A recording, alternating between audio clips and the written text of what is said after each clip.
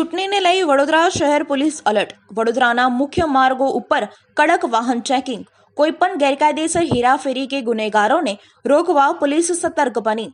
દેશમાં લોકસભાની સામાન્ય ચૂંટણીને લઈ ચૂંટણીનો માહોલ જામ્યો છે, ત્યારે વડોદરા શહેર પોલીસ દ્વારા ચૂંટણીને અનુસંધાને ચૂંટણી પંચ દ્વારા કડક આચારસંહિતાનો અમલની સૂચના અન્વયે વડોદરા સી ડિવિઝનના એસીપી અશોક રાઠવા અને પોલીસ સ્ટાફ દ્વારા ખંડેરાવ માર્કેટ 4 રસ્તા નજીક વાહનો ચેકિંગ ઝુંબેશ હાથ ધરવામાં આવ્યું છે.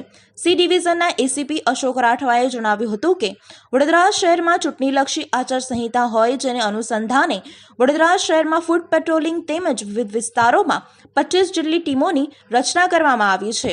વડોદરા શહેર પોલીસ દ્વારા વાહનો ચેક કરવામાં આવે છે, તેમજ અન્ય કોઈપણ પ્રકારની ગેરરીતિ ચલાવવામાં આવશે નહીં, જે બાબતે ચૂંટણી અનુલક્ષી કડક હાથે કાર્યવાહી કરવામાં આવી છે. વડોદરા શહેર પોલીસ દ્વારા વાહન ચેકિંગ સઘન કર્યું છે. બીજા રાજ્ય કે જિલ્લામાંથી ગુનેગારોના પ્રવેશ કે ગેરકાયદેસર કોઈ હેરાફેરી અટકાવવા પોલીસ દરેક વાહનનું ચેકિંગ કરી રહી છે. આવી કોઈપણ હેરાફેરી પકડાશે તો કાયદેસરની કાર્યવાહી પણ કરવામાં આવશે.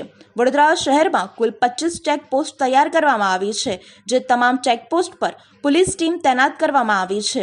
સઘન ચેકિંગ થકી અસામાજિક અને ગેરકાયદેસર પ્રવૃત્તિઓ રોકી ચૂંટણી શાંતિપૂર્ણ માહોલમાં પૂર્ણ થાય તેવો પ્રયાસ હાથ ધરવામાં આવશે.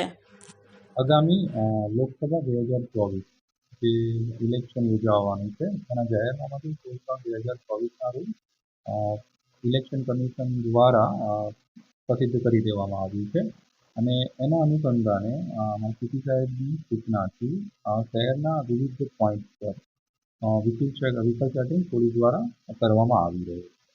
જેમાં જે પણ કોઈક કાળા કાચવાળી ગાડીઓ છે અને જે પણ કોઈક નિસંસ લોકો છે, શંકાસ્પદ લોકો છે, ફરતા જણાઈ આવે અને વ્હીકલ ચેક કરતાં કોઈપણ પ્રકારના હથિયાર કે લિકર કે બીજી કોઈ પણ વસ્તુ મળી આવે તો તેની સામે કાયદેસરની કાર્યવાહી કરવા.